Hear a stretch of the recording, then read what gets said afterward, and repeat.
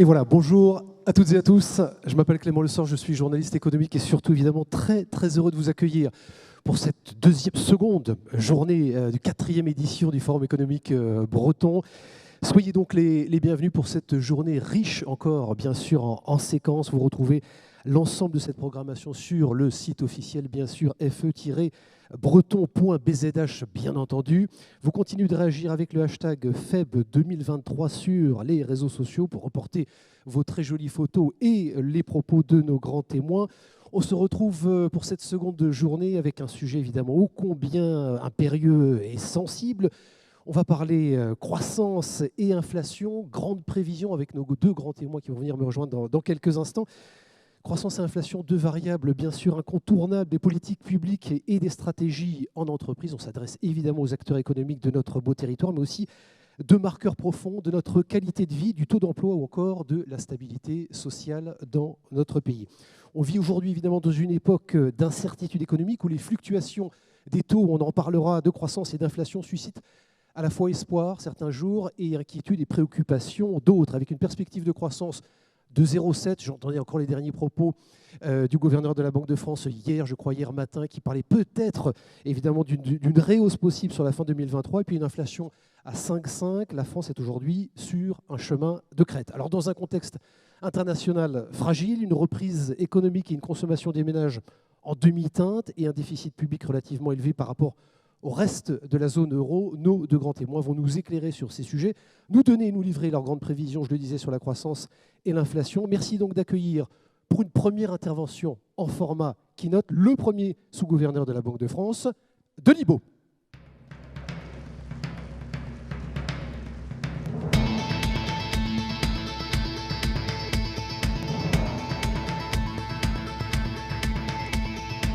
Bonjour monsieur le sous-gouverneur.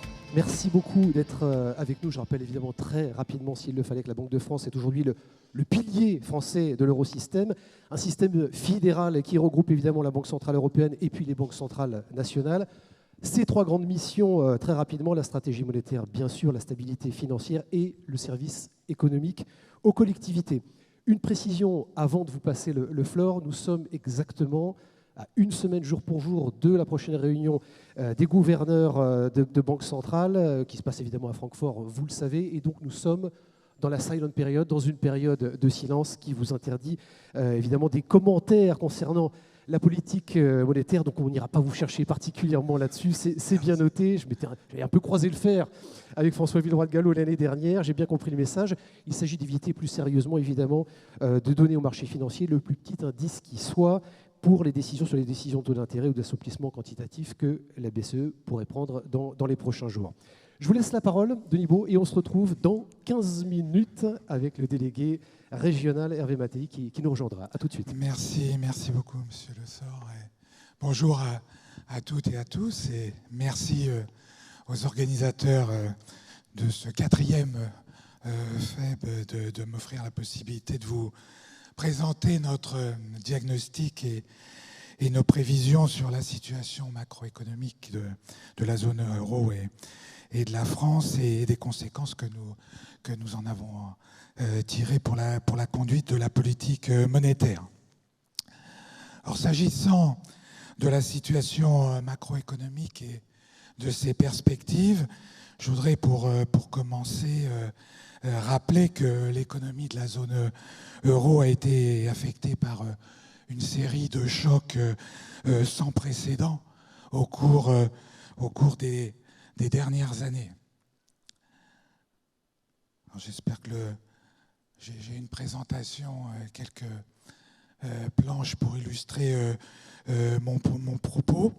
Donc il a résulté de ces chocs, je ne sais pas si on peut l'activer. Il en est résulté une dégradation des perspectives économiques depuis le début de l'année 2022, qui illustre le graphique donc, que vous voyez, qui montre les révisions successives à la hausse des prévisions d'inflation et à la baisse des prévisions de croissance pour 2023 pour la zone euro.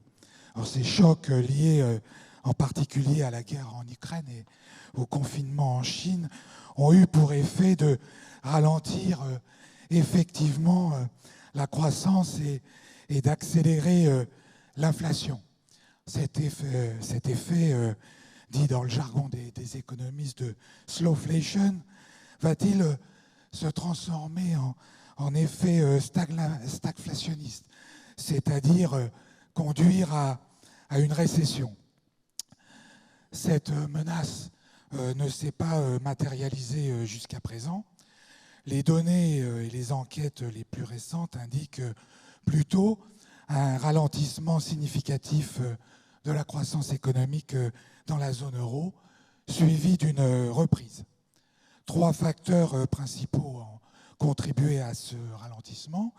Le choc négatif sur les termes de l'échange résultant des prix très élevés de l'énergie, dont le coût économique pour 2022 est évalué à 1,3% du PIB, des contraintes au niveau de l'offre en termes d'approvisionnement et de recrutement, et enfin un environnement géopolitique avec en particulier la guerre injustifiable menée par la Russie en Ukraine, qui a pesé sur la confiance des chefs d'entreprise et des consommateurs.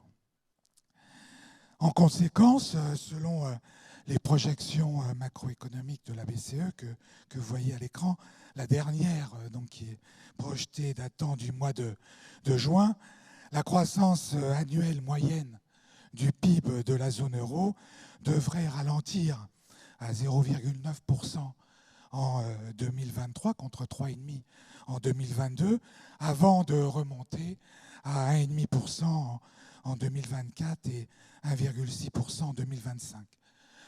Concernant l'inflation, celle-ci devrait ralentir progressivement et revenir vers 2% fin 2025.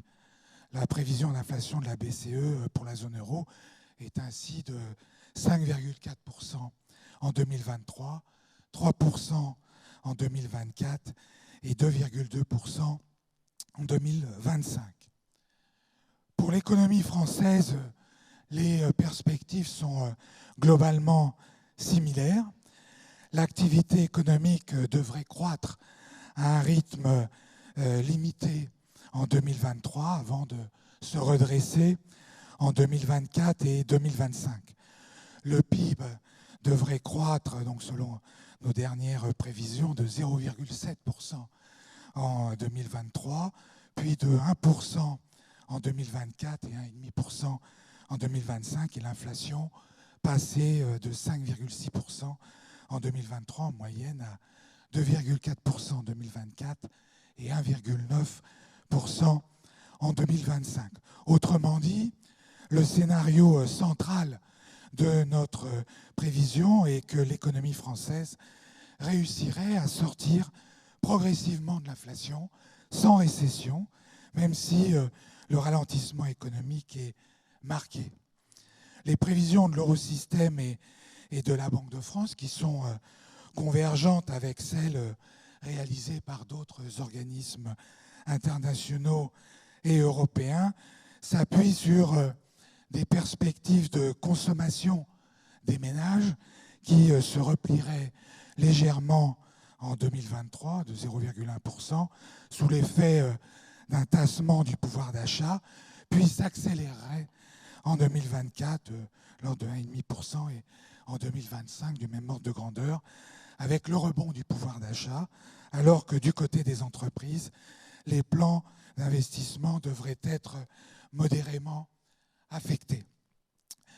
Ces prévisions sont fondées également sur l'observation que les hausses de prix à la consommation se transmettent déjà en partie aux salaires nominaux qui alimentent eux-mêmes en retour des hausses de prix selon une relation prix-salaire qui est habituelle et qui ne s'est pas emballée.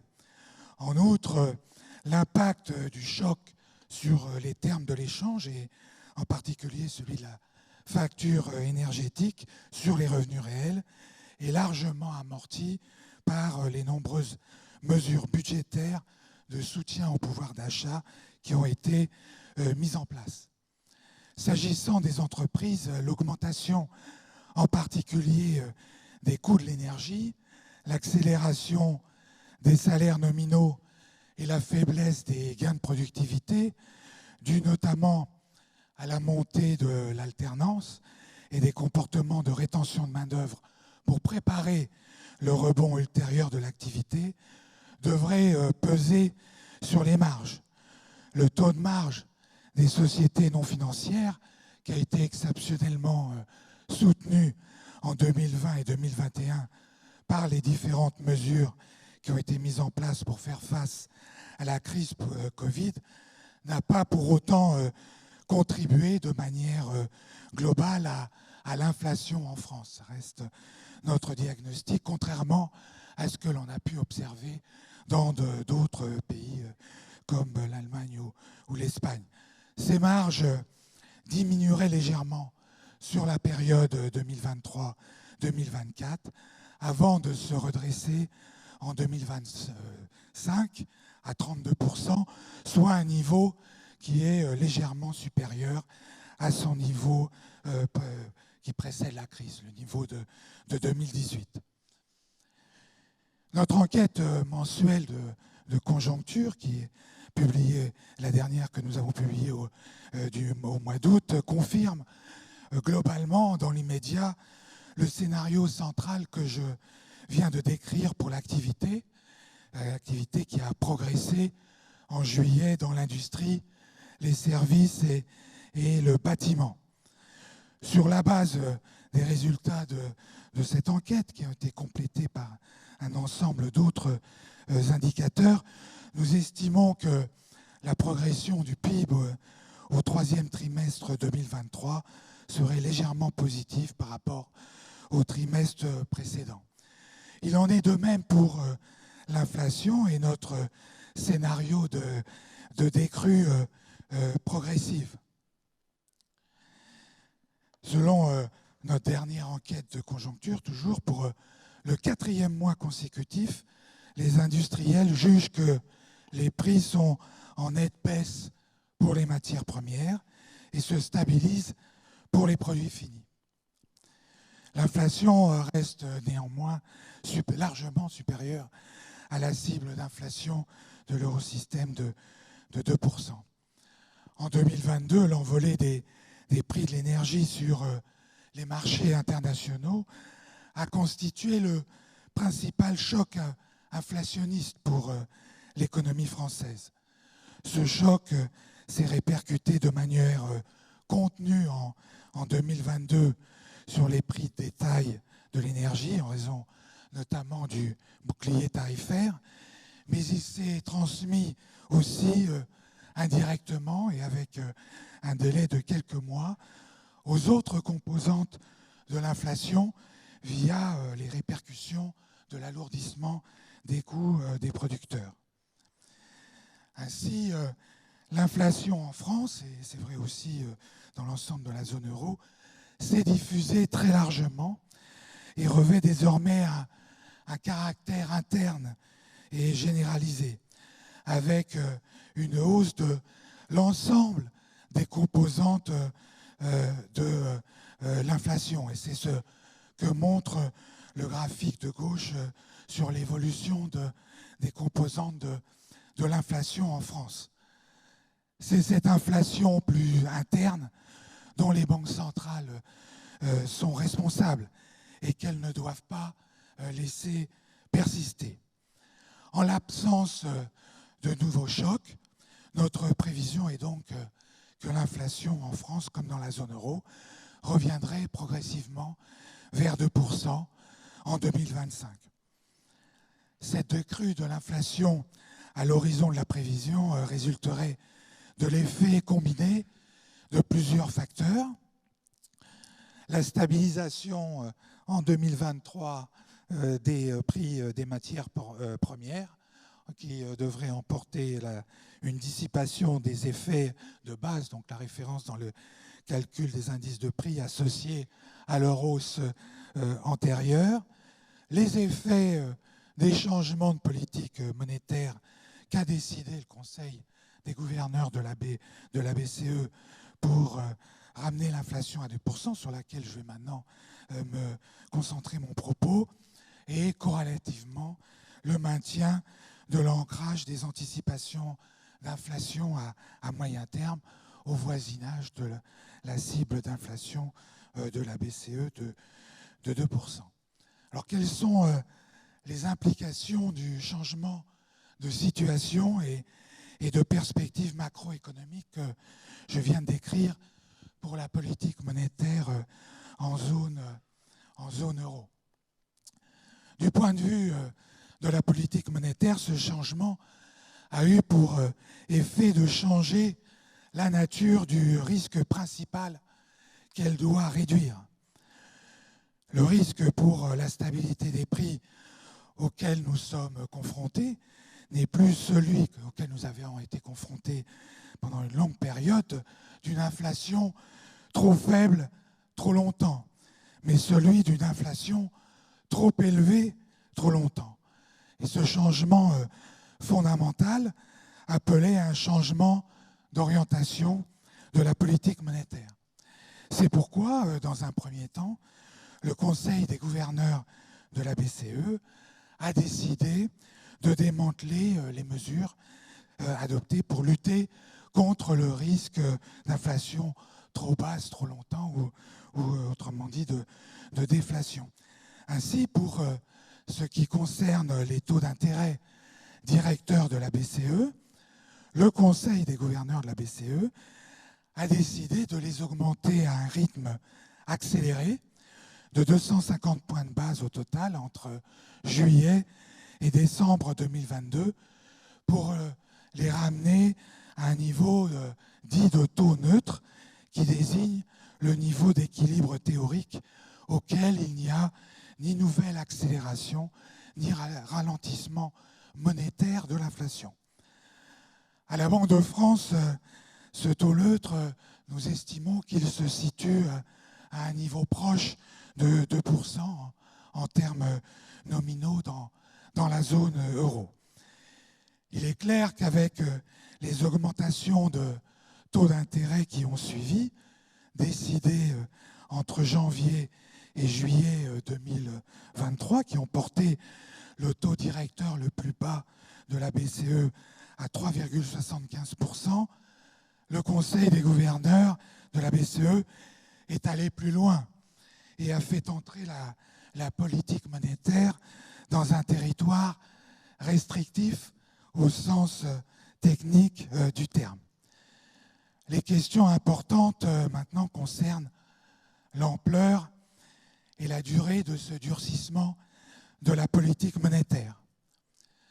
Dans la déclaration de politique monétaire du 27 juillet dernier, Christine Lagarde a rappelé que les décisions futures de politique monétaire devront garantir que les taux directeurs seront fixés à des niveaux suffisamment restrictifs, aussi longtemps que nécessaire, pour permettre un retour rapide de l'inflation à notre objectif à moyen terme de 2%. Dans ce contexte, le Conseil des gouverneurs a dit qu'il continuera à suivre une approche qui dépend des données pour déterminer le niveau et la durée appropriée du maintien des taux dans ce territoire restrictif en se fondant sur 3 évaluations. Celle des perspectives d'inflation, à la lumière des données économiques et financières, celle de la dynamique de l'inflation dite sous-jacente, donc ça en écartant les composantes dites volatiles de l'énergie et l'alimentation, et celle de la transmission de la politique monétaire. Alors comme Monsieur Le Sort l'a rappelé, nous sommes dans la période de silence, donc je ne vais pas me prononcer particulièrement sur ce qui pourrait être décidé, mais je voudrais simplement observer que dans ce cadre, l'inflation globale a diminué au cours des derniers mois, mais les tensions sous-jacente sur les prix reste forte. D'après les premiers résultats du mois d'août, l'inflation sous-jacente, donc qui exclut l'énergie et l'alimentation, s'élève à 5,3% pour la zone euro dans son ensemble et à 4% en France. Dans le même temps, les hausses de taux d'intérêt passées se transmettent progressivement, mais pleinement, aux conditions de financement et aux conditions monétaires au sein des pays de la zone euro. Les délais et la force de la transmission à l'économie réelle de ces conditions de financement restent toutefois incertains. Donc nous verrons quelles conséquences le Conseil des gouverneurs de la BCE tirera de ces évolutions et de ces observations lors de sa prochaine réunion qui est prévue la semaine prochaine. Quoi qu'il en soit, dans le contexte que je viens de décrire, un rôle important pour la politique monétaire sera de veiller à ce que les anticipations d'inflation restent ancrées à un niveau proche de 2%, en particulier tant que l'inflation demeure à un niveau élevé. Jusqu'à présent, c'est le cas, comme le montre cette dernière planche qui résume les différentes mesures dont nous disposons des anticipations d'inflation à moyen terme. Mais évidemment, la vigilance reste de mise.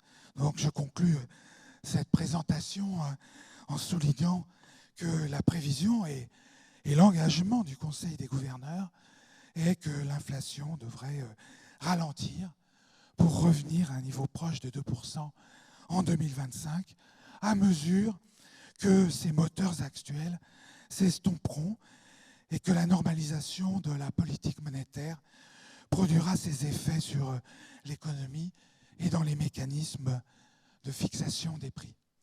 Merci pour votre attention.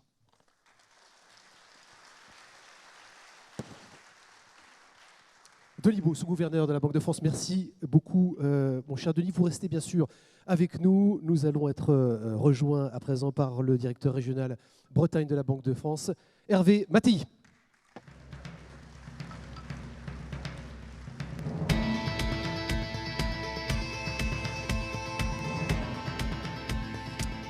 Merci, monsieur le directeur régional, d'être avec nous ce matin. Vous teniez bien sûr à être présent dans cette séquence. C'est important pour avoir et nous apporter un éclairage évidemment local, en déclinaison, je dirais, de ce qui vient d'être évoqué et de nos échanges avec Denis, que nous allons avoir tout de suite. D'ailleurs, première question, on va parler d'inflation et revenir sur l'inflation que vous avez largement évoquée, monsieur le sous-gouverneur, pendant plus de 30 ans, si on donne un petit coup d'œil dans le rétroviseur. L'inflation, alors juste pour réexpliquer, vous l'avez bien compris, la hausse des prix généralisée évidemment des prix et des biens et des services est restée basse. Les banques centrales attachées à la stabilité monétaire ont dû adapter forcément leur stratégie car l'inflation s'est installée durablement, en tout cas c'est le sentiment que nous avons, notamment sur la zone euro et hors zone euro également. Pourquoi cette flambée soudaine et surtout, est-ce qu'il faut s'en inquiéter? Est-ce que nous sommes à présent dans un cycle qui va durer et où la Banque centrale va devoir en permanence adapter sa politique monétaire au regard de l'inflation, vous nous l'avez dit, même si vos prévisions sont plutôt optimistes quand on vous écoute? Je crois qu'il est bien trop tôt pour dire que nous sommes rentrés dans un nouveau régime en termes d'inflation et de fonctionnement de l'économie. Donc il est clair que l'inflation a connu une envolée spectaculaire qu'on n'avait pas connue depuis les années 80. Vous y faisiez allusion. Bon, les causes sont multiples, sont liées à des chocs largement externes, en tout cas au début d'offres et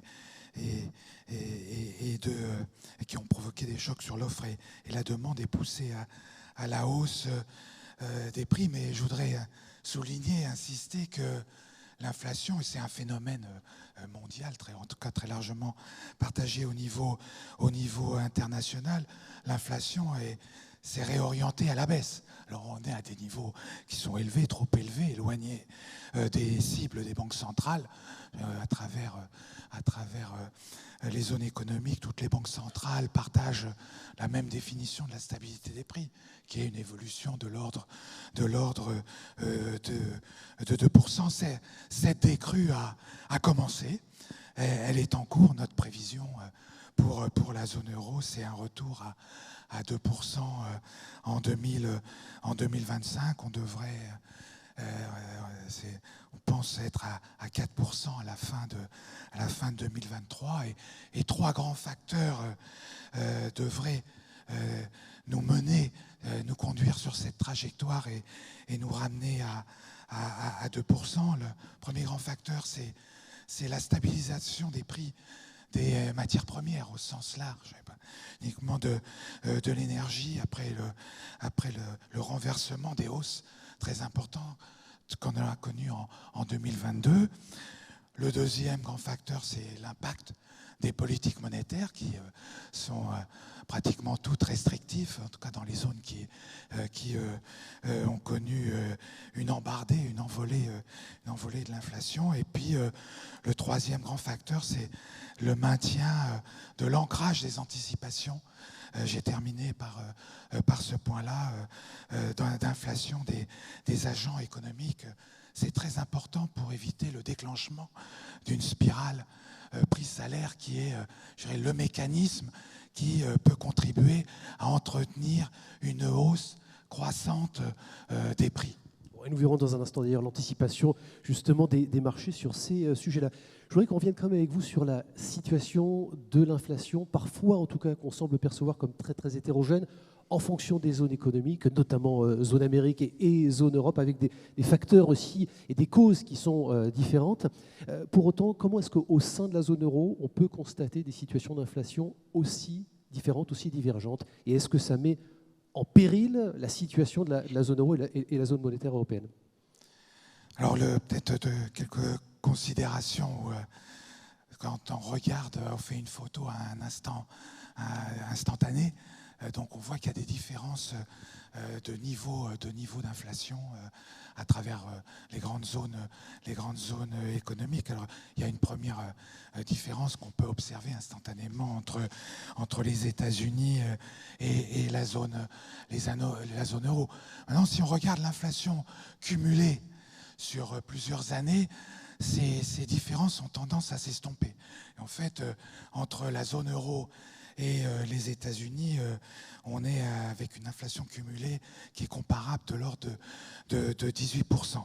Ceci dit, les rythmes sont différents parce que d'abord les caractéristiques des économies sont différentes et les chocs auxquels ils ont été confrontés ont été d'ampleur, de durée aussi différentes. Et pour illustrer ce point de comparaison entre la zone euro et les États-Unis, dans la zone euro, l'inflation, je le mentionnais tout à l'heure, a été initiée fondamentalement par un choc externe de grande ampleur énergétique qui était beaucoup plus fort qu'aux États-Unis, qui sont des exportateurs nets d'un certain nombre de matières premières.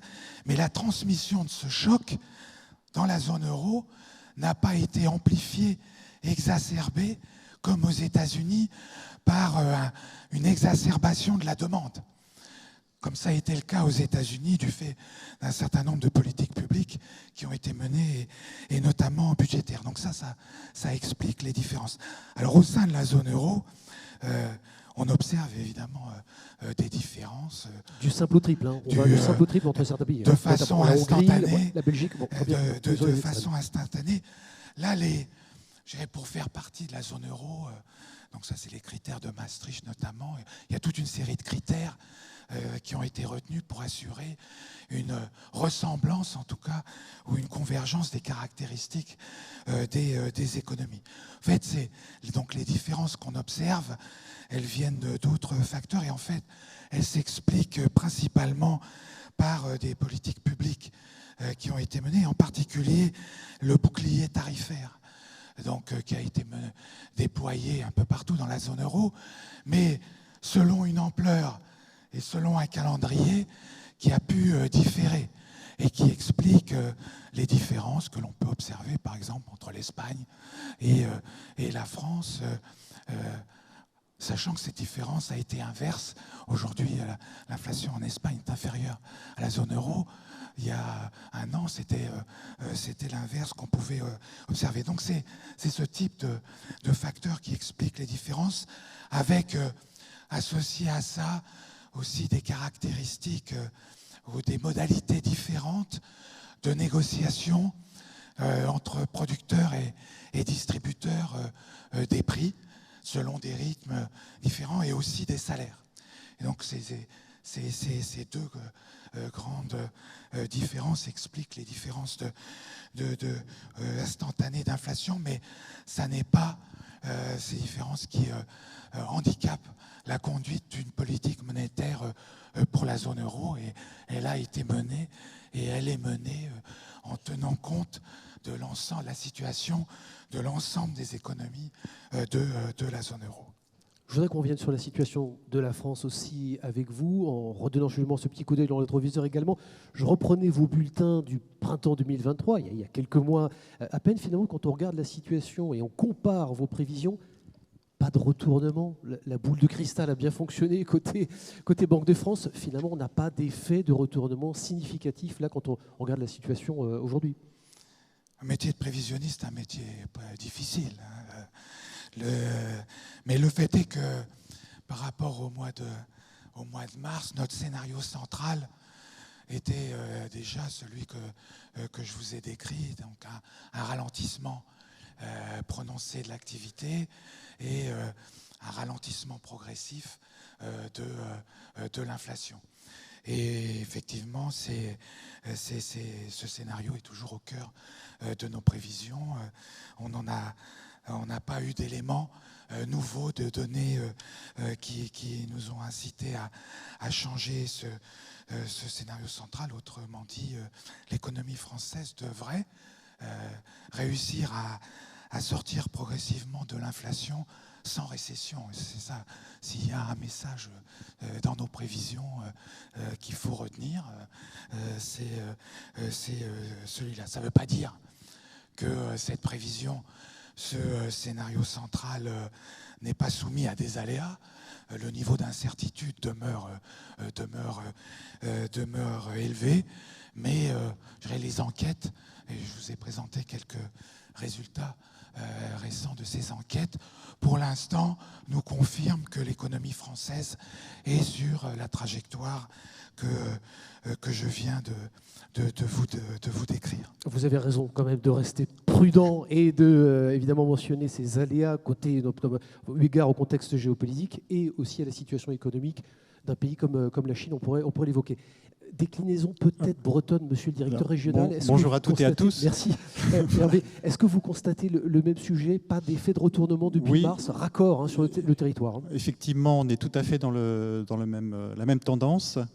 En début d'année, on prévoyait des croissances de chiffre d'affaires assez significatives dans les différents secteurs d'activité, industrie, services, bâtiments. Et on a réinterrogé ces entreprises fin juin, début juillet, les mêmes entreprises, à peu près 1 millier d'entreprises. D'ailleurs, je remercie toutes celles et ceux qui ont contribué à notre enquête. Et en fait, on voit dans ces résultats, que je ne vais pas détailler très précisément aujourd'hui, mais qu'on sera sur une croissance de l'activité en Bretagne. Croissance qui s'explique effectivement par un effet prix et un effet volume. L'effet prix, c'est à peu près 40% de la hausse du chiffre d'affaires, l'effet volume, 60%.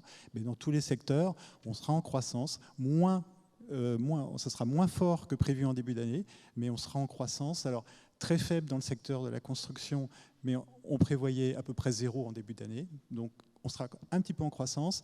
Et industrie, services, là, on sera en croissance, mais effectivement un peu moins fort qu'en début d'année où on était dans les prévisions de 6 et 7%. Donc, il me semble qu'on est tout à fait sur la tendance nationale. Bon, merci pour cet éclairage. Je reviendrai avec vous, évidemment, pour nous apporter d'autres éléments d'information concernant notre beau territoire. Je parle quand même, et j'ai envie d'évoquer avec vous l'impact décalé, justement, de la remontée des taux d'intérêt. Les agents ne se comportent pas toujours de manière rationnelle. Ça le serait si effectivement l'économie était une science pure et totalement exacte. Les perspectives de croissance peuvent encore se détériorer à mesure que l'augmentation des coûts d'emprunt notamment se répercute sur notre économie. Quel est le risque quand même d'une récession? Et surtout, justement, comment anticipent les marchés? Alors, comme je le soulignais, donc, autour de notre scénario central, il y a des aléas à la baisse de la croissance, à la hausse de l'inflation, mais aussi inversement. Alors, parmi ces aléas, il y a l'impact, au moins dans le temps, et l'intensité de l'impact de la politique monétaire. Et donc, je dirais, les marchés financiers ont bien identifié cet aléa, et ça se traduit dans les anticipations, certaines anticipations de taux d'intérêt. Quand on regarde les prix des actifs, la traduction, c'est une inversion de la courbe des taux. Enfin, pour les spécialistes de ce type de sujet. Donc ce risque est en tout cas reconnu, intégré par les marchés. Mais je voudrais juste faire 3 observations. D'abord, les indicateurs de marché, ce ne sont que des indicateurs de marché. Les marchés n'ont pas toujours raison dans leurs anticipations. Il ne faut pas non plus le perdre de vue. D'autre part, sur les aléas, si je fais la liste des aléas, je vois d'autres aléas, donc à la baisse de la croissance, à la hausse de l'inflation, peut-être plus important. Le premier d'entre eux, c'est l'évolution de la situation géopolitique et ses impacts sur nos approvisionnements en énergie cet hiver. Et plus généralement, l'évolution des prix de nos importations en matières premières. Le deuxième grand aléa, c'est l'évolution de la demande mondiale, compte tenu de ce que l'on est en train d'observer en Asie et en Chine, en particulier avec un ralentissement important de la croissance chinoise et un certain nombre de difficultés avec leur secteur immobilier, et des interrogations au moins sur leurs conséquences. Mais je voudrais aussi souligner qu'il y a des aléas à la hausse de la croissance et à la baisse plus rapide de l'inflation. Un de ces aléas importants, j'ai souligné dans ma présentation les hypothèses sur l'évolution de la consommation qui se tasse à court terme. La contrepartie, c'est un niveau d'épargne qui a tendance à croître et qui a un niveau élevé comparé aux tendances de long terme des épargnants français. La consommation pourrait éventuellement rebondir plus rapidement que prévu. Donc ça peut contribuer à apporter un élément de soutien et à nous amener à réviser à la hausse nos prévisions de croissance à court et moyen terme. Bon, voilà, je voudrais qu'on parle aussi d'un autre effet. On s'adresse évidemment à des acteurs de la finance, et je vois quelques banquiers dans cette audience, mais aussi évidemment des chefs d'entreprise et des entrepreneurs. L'inflation qui provoque une revendication, on l'a constaté depuis son démarrage, des hausses de salaire pour la compenser, et des entreprises qui relèvent alors leur prix pour répercuter la hausse du coût du travail, et le cycle repartirait peut-être de manière un petit peu vicieuse. Est-ce qu'on est dans un cycle ou est-ce qu'on est dans une boucle? Est-ce qu'on est dans une spirale prix-salaire qui peut durer selon vous? Vous venez de faire la distinction importante qui est une boucle, donc que les salaires s'ajustent, s'adaptent à l'évolution des prix. C'est légitime et naturel. Du point de vue de la politique monétaire, le danger, c'est que cette boucle se transforme en spirale. Alors, est-ce qu'on a les signes du déclenchement d'une spirale dans l'économie française et plus largement dans la zone euro? La réponse est clairement non. Les salaires se sont adaptés progressivement à l'évolution des prix à travers différents mécanismes. Dans l'économie française, il y a d'abord une partie des salaires, le SMIC, qui est indexé sur l'inflation. On a assisté à une accélération des négociations au niveau des branches. Et si donc les exercices annuels dits de NAO ont été menées. Et globalement, pour 2023, on suit de très près l'évolution de ces négociations. On est sur un rythme de croissance pour 2023 des salaires, y compris les primes exceptionnelles, donc primes de partage de la valeur, de l'ordre de 5%. Donc à peu près en ligne avec l'évolution anticipée de l'inflation.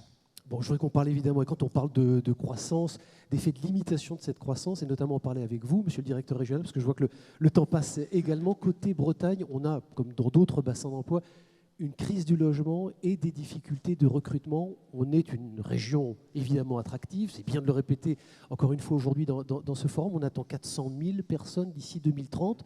Comment est-ce qu'on va les loger? Est-ce qu'on a vraiment une crise du logement qui est durable? Et comment est-ce qu'on va financer ce logement, monsieur le directeur régional? Alors, la Banque de France n'est pas en charge de mener la politique du logement. logement. Tout va bien.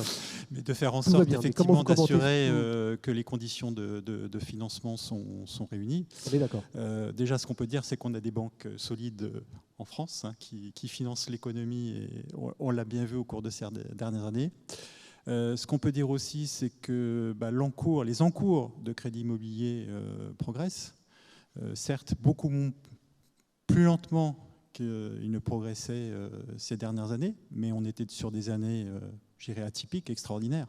Donc on revient progressivement plutôt sur des niveaux d'encours de crédit immobilier, alors tant en France qu'en Bretagne, qu'on a connu effectivement avant ces années extraordinaires. Voilà. Donc on progresse en matière de crédit immobilier. Après, sur la hausse des taux d'intérêt, effectivement freine effectivement la distribution de crédit aux primo-accédants.